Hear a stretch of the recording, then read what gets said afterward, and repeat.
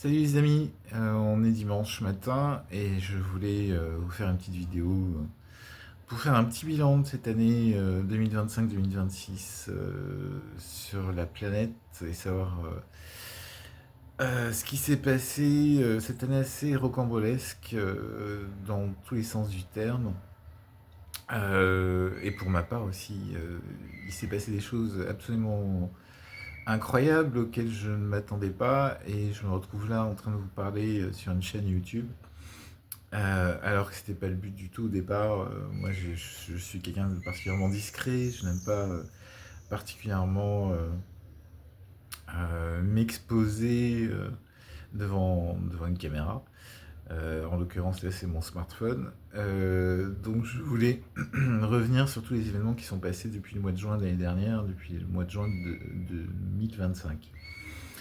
Euh, donc on a tous entendu parler de la comète 3i Atlas qui se baladait telle Oumuamua, la première comète qui a traversé notre système solaire. Il y en a une deuxième, je ne me rappelle plus le nom, et puis la troisième 3i Atlas. Qu'est-ce qui s'est passé avec cette comète? Que des comportements qui n'ont rien à voir avec une comète, des jets de gaz devant la comète au lieu d'être derrière, des changements de trajectoire inopinés et qui nécessitaient en fait ces changements de trajectoire une monstrueuse énergie pour pouvoir dévier de sa trajectoire initiale. C'est-à-dire qu'à chaque fois qu'on avait cru qu'elle allait aller vers telle ou telle planète, elle déviait de son champ de gravitationnel pour changer de trajectoire pour aller de plus en plus vers le Soleil. D'après Avi Loeb, qui est un scientifique américain d'origine israélienne, il a été expliqué, ça y est, c'est un vaisseau extraterrestre. C'est évident la façon dont cette comète se réagit en fait. Elle ne peut pas ne pas être pilotée par des intelligences extraterrestres ou peut-être humaines, mais certainement extraterrestres. Et donc, du coup, il avait établi toute une théorie. Il avait expliqué que scientifiquement, cette euh, comète n'était pas le comportement scientifique de cette comète n'était pas tout à fait normal, même plus que étrange.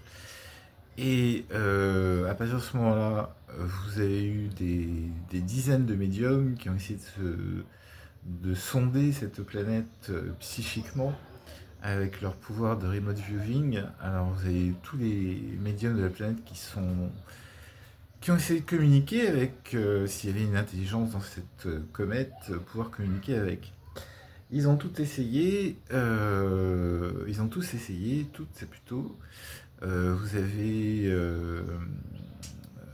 bon, je n'aurai pas de nom, vous verrez, vous rechercherez Cometro et Atlas Medium. Donc beaucoup se sont penchés sur la question et ont pris contact avec des gens qui seraient dans la comète. À chaque fois, elle rentrait, c'était un discours bienveillant. Nous ne sommes pas là pour vous détruire, bien au contraire.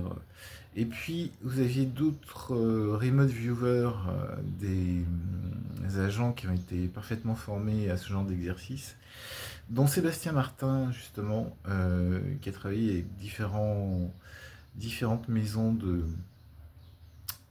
renseignement et qui a tenté le coup avec cette comète en se rendant compte que il y aurait à l'intérieur des dracos reptiliens qui seraient prêts à nous massacrer. D'après lui, oui, le plan c'était que au moment où elle viendrait croiser notre route, s'être pile poil en face de la Terre, elle provoquerait une explosion solaire qui aurait surchargé tous les systèmes électriques de la Terre et nous aurait plongé dans le blackout. C'était en décembre 2025. Et que donc, d'après lui, l'Alliance terrestre et l'Alliance galactique auraient arrêté ce flash solaire à ce moment-là et aurait empêché, si vous voulez, ce blackout et aurait obligé la comète à changer de cap. Ça, c'est ce qu'on dit. Parce qu'il y a à boire et à manger. C'est-à-dire que vous aviez une partie des médiums qui disaient que cette comète était forcément bienveillante, elle était venue pour nous délivrer, mais délivrer de quoi, on ne sait pas. Et de l'autre côté, vous aviez des gens comme Sébastien Martin qui, lui, travaillait avec différentes forces de renseignement, qui expliquaient que la comète était remplie de draco-reptiliens qui étaient prêts à venir nous massacrer pendant le blackout qu'elle aurait causé et seraient débarrassés de tous les starseeds, les fameux starseeds. Donc c'était deux sons de cloche différents.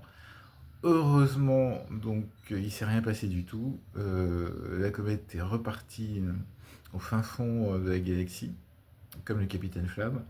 Non, ça me fait rire parce que je fois que je vous dis ça, j'ai la chanson du Capitaine Flamme dans la tête.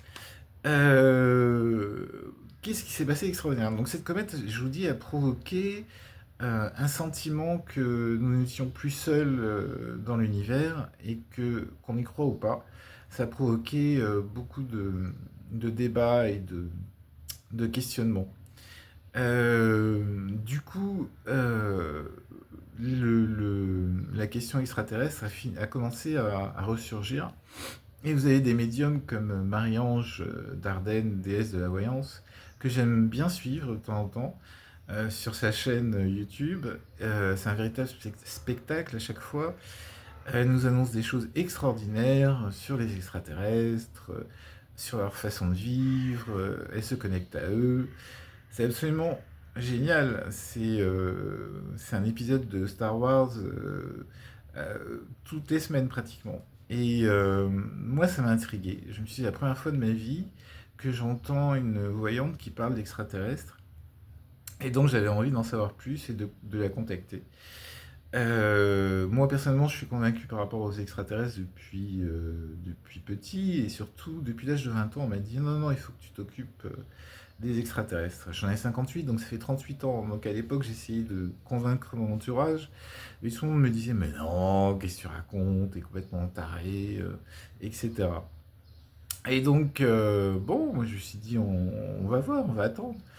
Et puis, donc cette comète est arrivée, et puis des nouvelles choses se sont passées. Moi, je suivais aussi également les vidéos d'une jeune fille qui s'appelle Marie, Swaru Official. Dans ses vidéos, elle explique que, étant la reine de Témer et des Pléiades et de Tegeta, du système Tegeta, elle expliquait donc elle se battait pratiquement tous les jours pour sauver des charniers, des charniers d'êtres humains que la Kabbale, les draco-reptiliens, les nazis du Quatrième Reich auraient enlevés et se serviraient de ces enlèvements d'humains pour faire du commerce d'esclavage, en faisant subir donc à ces humains toutes les pires atrocités. Et puis, donc elle expliquait qu'elle intervenait régulièrement sur Terre. Donc moi je me suis dit peut-être qu'un jour on en entendra parler et que elle empêchait en fait ce fameux commerce d'esclaves. Et tout ça avec le regard, enfin avec le regard de la Fédération qui ne voulait pas en entendre parler et qui laissait passer les vaisseaux extraterrestres qui venaient, qui descendaient sur notre Terre.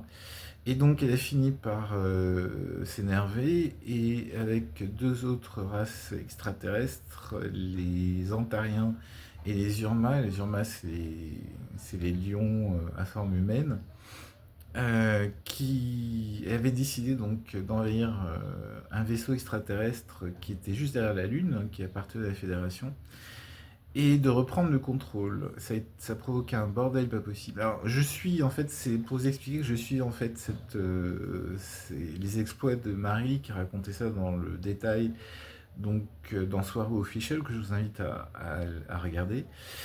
Et puis, donc, elle prend le contrôle de ce fameux vaisseau. Elle explique que désormais la Fédération Galactique c'est elle, et c'est avec les Antariens et les Urbains. Et puis en octobre de cette année, plus rien. Le silence radio, elle a totalement arrêté d'émettre. Alors évidemment, tout le monde a dit, donc Cosmic Agency, que c'était une arnaque, que son canal avait été parasité, hacké, que c'était plus elle aux commandes. Elle-même a disparu, elle a expliqué que c'était bien elle, etc. Et puis on apprend au mois d'août dernier que, non, c'est le mois de septembre, je crois, par la chaîne de euh, Andrea Martin, du docteur Andrea Martin, qui explique en fait qu'elle est en contact direct avec Valtor, qui a repris les choses en main, et que la Fédération Galactique s'appelle désormais l'Alliance Galactique. Bon, tout ça pour remettre dans le contexte, c'est-à-dire que tout se passe au même moment que Troy et Atlas, donc la Reine Marie et sa rébellion, si vous voulez, face à la Fédération Galactique. Au même moment, moi je regarde sur internet, sur Telegram et compagnie, et je tombe sur une annonce comme quoi si vous voulez savoir qui vous êtes, si vous êtes un Starseed ou pas, ou ce genre de choses, il fallait contacter la personne. Donc ce que je fais, moi, je me suis dit tant que c'est gratuit, hein, ça fait pas de mal, ça fait de mal à personne. Et donc je contacte cette personne, il s'appelle Charles-Henri. Il fait partie d'une association dont je ne vous donnerai pas le nom, qui se réunit au moins une fois par mois, un peu partout en France, et comment vous dire, oui, qui se réunit une dizaine, vingtaine de personnes tous les mois pour parler. En fait, c'est des Starseed la plupart du temps et qui parlent entre eux. Et j'ai assisté donc à trois de leurs réunions. Donc Charles-Henri, je le contacte. Et puis au même moment, Marie-Ange Dardenne demande quelqu'un pour s'occuper de son site, de sa page Facebook, pardon, je ne sais plus comment elle s'appelle, Éveil des consciences. Donc je lui dis, elle cherchait donc quelqu'un, moi je lui dis si vous voulez, il n'y a pas de problème, je peux m'en occuper, parce que ça m'amuse, parce que j'ai envie de savoir ce à quoi les gens pensent, si on est dans la bonne période ou pas. Et donc elle me dit, bah, il faut contacter Nadine. Bon, je contacte Nadine, et tout ça se fait en même temps, si vous voulez. Donc je contacte Nadine qui me dit qu'il faut que je parle avec Marie-Ange en direct au téléphone. Et en même temps, je rencontre Charles-Henri et deux de ses associés, on va dire, parce que c'est en fait, ça fait partie d'une association. Et donc, dans cette rencontre avec Charles-Henri, il m'explique qu'effectivement, j'ai fait partie des programmes spatiaux secrets, donc, et que j'aurais fait 3 fois 20 ans. 3 fois 20 ans dans l'espace, donc ça veut dire qu'au moment même où je vous parle, je serai encore dans les vaisseaux, dans les programmes spatiaux secrets, donc avec les fameux Jean-Charles Moyen, David Rousseau, je crois que... Ah, Gaël, et beaucoup d'autres, Emery Smith, Tony Rodriguez, etc. Donc, ni une ni deux, je les contacte. En tout cas, je contacte Jean-Charles Moyen pour savoir s'il me reconnaît. Évidemment, non. Je dis bon, ok, pourquoi pas. Et puis, donc, Charles me dit que je suis effectivement un Starseed et que je suis à la fois sur Terre et dans l'espace, et qu'au moment où on se rencontrait, ma conscience était encore dans l'espace, il était persuadé que ma conscience était dans l'espace. Et puis Marie-Ange m'appelle, très charmante, vraiment une femme adorable, et on discute, elle veut à tout prix que je fasse partie de ses lives. Je dis, mais même pas en rêve, qu'est-ce que je vais raconter ma vie? Elle dit, si, si, si, si, je te vois dans la fédération, etc. Donc tu as forcément des choses à me raconter. Bon, mais j'ai la première fois non, deuxième fois non, troisième fois je dis, bon ok, on y va. Et alors, le plus étrange, c'est donc que je fais partie de l'association sans y avoir adhéré, si vous voulez. Moi, j'étais tellement curieux, je me suis dit, ok, je vais participer à leur réunion. Un premier dimanche, on se réunit avec une vingtaine de personnes. Et dans ces 20 personnes, c'est des starseeds, en fait, réellement. C'est-à-dire que c'est des gens qui sont pas ici et qui sont parfaitement humains, comme vous et moi, et qui ont une approche complètement différente de la vie, qui ont des intuitions, qui sont médiums, d'autres sont carrément hors de tout contexte. Il y en a un qui s'appelle Robert, qui est d'origine allemande, qui raconte sa vie, enfin qui parle en anglais parce que on comprend rien, sinon il parle pas bien le français. Et on se parle, enfin, je veux dire, moi je lui pose des questions parce que je suis vraiment très très intrigué, quoi. Qu'est-ce qu'il raconte? Donc ce premier rendez-vous est assez exceptionnel. Évidemment, ça se passe toujours dans des cafés parce qu'on ne peut pas faire autrement. Moi ça m'épate. Je vois quelqu'un qui est, allez, 70% extraterrestre qui nous parle, quoi. Et en plus qui a développé des capacités télépathiques. C'est-à-dire qu'en fait, je me posais à moi une question, il me répondait, quoi. C'est un truc de fou. Et, euh, et donc, par la même occasion, je fais un live avec Marie-Ange. Et donc, je raconte tout ce que je sais sur les extraterrestres. Je vous dis, ça fait 38 ans quand même, enfin 37 ans à l'époque. Et je lui explique que c'était l'été dernier, je me retrouve avec un ami qui me dit non, je peux pas rester avec toi parce qu'il y a des extraterrestres, je le sens, ils veulent m'enlever et il s'en va en courant. Alors là, moi je suis resté sur le cul. Je me suis dit, qu'est-ce qui se passe quoi? Et puis les choses auraient dû se passer dans le meilleur des mondes. Une deuxième réunion avec Charles et ses convives, et il me dit, il faut que tu rencontres à tout prix notre patron. J'ai dit quoi, c'est pas toi le patron? Il me dit, bah non, moi je suis juste un relais, quoi, si tu veux. Donc il faut que tu rencontres mon patron, c'est le grand machin, machin. J'ai dit, ok, pourquoi pas. Mais bon, je sentais pas. Je me suis dit, il va se passer un truc. S'il me le présente, je sentais pas bien l'affaire du tout. Et là, donc, on ne se parle pas au téléphone, on s'envoie des messages interposés par rapport à cette personne, qui est plus jeune que moi, hein, qui est vachement plus jeune, qui a créé donc cette association en France. Et le lendemain, incroyable, j'étais donc déjà passé une première fois chez Marie-Ange, et le lendemain, je sens comme des attaques extrêmement violentes par rapport à mon cerveau. J'ai l'impression que mon cerveau est en train de vriller, quoi. Je suis juste en face de la Lune parce que mes fenêtres font que je suis en face de la Lune. Et je reçois donc ces attaques assez violentes et qui finissent par se calmer. Donc une nouvelle réunion avec cette association. Et puis j'en apprends de belles. J'avais proposé au patron de cette association d'aller me balader dans le reste de la France pour motiver ses troupes et pour discuter avec d'autres starseeds, quoi. Je trouvais ça tellement extraordinaire, au départ en tout cas. Et puis je me suis aperçu que quand même dans le groupe, il y avait des gens un peu, pas forcément bien intentionnés et pas forcément venant de la même origine que nous, enfin que d'autres. Et je me dis, mais c'est des agents qui viennent d'autres races extraterrestres et pas forcément dans le même but que d'autres et ainsi de suite, quoi. Il y avait une concurrence en fait. Est-ce qu'ils étaient amis ou est-ce qu'ils étaient ennemis? J'en sais rien. Mais en tout cas, les starseeds qui sont sur Terre sont un mélange de plusieurs starseeds, de plusieurs races extraterrestres, pardon, qui sont sur Terre. C'est la fameuse vague des volontaires de Dolores Cannon. Si vous avez suivi Dolores Cannon. Donc, je suis très surpris de cette attaque qui était assez violente, assez douloureuse. Et donc, nouvelle réunion qui se passe très bien en plus. J'en avais fait la pub dans le live avec Marie-Ange. Et donc, il y a des nouvelles personnes très intriguées qui viennent. Et donc, normalement, ça aurait dû s'enrichir pour le meilleur. Pour le meilleur.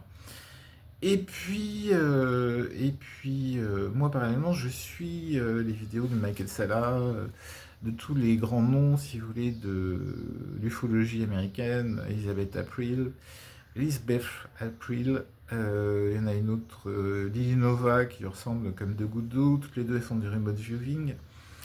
Ismaël Perez aussi, et puis d'autres, Stuart Swerdlow qui apparaît chez David Nino Rodriguez.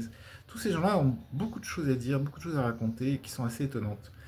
Vrai ou pas vrai, il faut trier quoi. Wow, donc c'est pas si évident que ça. Donc à la fin de la réunion, la troisième réunion, Charles me dit, écoute, le patron il est pas content parce que il dit que tu es trop juif, donc il a peur de toi, il pense que tu es un khazar, un sioniste. Il me raconte que Hitler était un mec qui a été manipulé par les méchants khazars, qui se font passer pour je ne sais pas quoi, qui gouvernent le monde, qui ont toutes les finances du monde alors, pied, etc., etc. Donc j'ai compris que j'étais plus le bienvenu, que ma religion, mes ancêtres embêtaient beaucoup cette association. Donc je suis parti discrètement en leur disant, bah écoutez, vous êtes très gentil, mais je vais peut-être pas rester chez vous. Vu les attaques en plus, je me suis dit, c'est eux, c'est pas eux, j'en sais rien. Donc je les quitte et puis Charles me dit bah écoute je peux plus continuer à te parler, tu crées trop de dissonance cognitive par rapport à moi. Donc moi faisant partie d'un des cadres de cette association, je peux plus rester ami avec toi. Voilà, je suis resté mais alors perplexe, complètement euh, j'étais sur le cul. Et donc je continue la petite vie avec Marie-Ange, Nadine et d'autres gens qui veulent se greffer autour de Marie-Ange. J'ai régulièrement Marie-Ange au téléphone, on rigole. Je vous dis, c'est quelqu'un de très sympathique, très solaire, charmante. Et puis, euh, et puis le temps passe, et puis elle commence à recevoir des invités que, en tout cas, moi me gênent. Donc, je suis très sceptique. Je me dis, c'est pas possible. D'abord, historiquement parlant, ça connaît pas du tout. Et ensuite, le mec parle des khazars et des sionistes, des nazis sionistes. Là, j'ai dit, alors, ça va pas être possible. Donc j'ai dit, écoute, Marion, je t'aime beaucoup, c'est ce qui est vrai. Je dis, mais je peux pas continuer, quoi. D'autant plus que ce monsieur faisait beaucoup d'audience. Donc forcément, la balance entre lui et moi est vite faite, quoi. Donc je lui dis, écoute, moi j'arrête, je veux plus intervenir dans tes émissions parce que je veux pas donner du crédit à ce que dit ce monsieur. On parlera en septembre, si on est toujours là, je ne vais pas vous inquiéter, des casards et compagnie, parce que ça aussi c'est un sujet qui revient régulièrement dans les milieux ufologiques. J'ai discuté avec un monsieur, José Bouillon, voilà. J'ai discuté deux ou trois fois avec lui pendant plusieurs heures au téléphone, qui m'explique que les milieux ufologiques sont gangrénés par l'extrême droite, et souvent à raison, mais surtout beaucoup à tort. C'est-à-dire qu'ils ont dans leur cible Israël, les Juifs, etc. Donc c'est très particulier, quoi. C'est quelque chose qui me choque. D'autant plus que ma première vidéo sur YouTube, après que j'ai arrêté de collaborer, on va dire, avec Marie-Ange, j'ai créé ma chaîne YouTube, donc il y a 2 mois, c'est la raison pour laquelle je l'ai créée. Et vous regarderez ma première vidéo, c'est par rapport au Quatrième Reich et aux nazis, aux programmes spatiaux secrets, par rapport aux attaques que j'ai subies. Ça s'est pas passé qu'une fois, c'est passé 3 fois de façon extrêmement douloureuse et désormais, donc dès que je vois la lune, je commence à avoir très peur et très mal aussi. Heureusement, c'est calmé. Je peux pas vous dire la raison pour laquelle c'est calmé. Mais on m'a dit que effectivement j'étais dans le collimateur du Quatrième Reich. Donc ma première vidéo sur YouTube, c'était justement sur le Quatrième Reich. Vous la retrouverez, c'est le 12 avril 2026, la vidéo intitulée 12 avril 2026. Et ensuite, maintenant on me dit que j'ai d'autres gens sur le dos. Donc on verra bien. Donc en septembre, il leur a coulé beaucoup d'eau sous les ponts, surtout par cette chaleur. On m'a expliqué qu'il va se passer un truc, mais je ne sais pas. Je ne peux pas vous dire quoi. Ce sera positif, évidemment. Mais il va se passer un truc. Après cet été, le monde ne sera plus jamais comme avant. Je sais même pas si je pourrais faire encore des vidéos, si je serai encore là ou pas. Enfin, bref.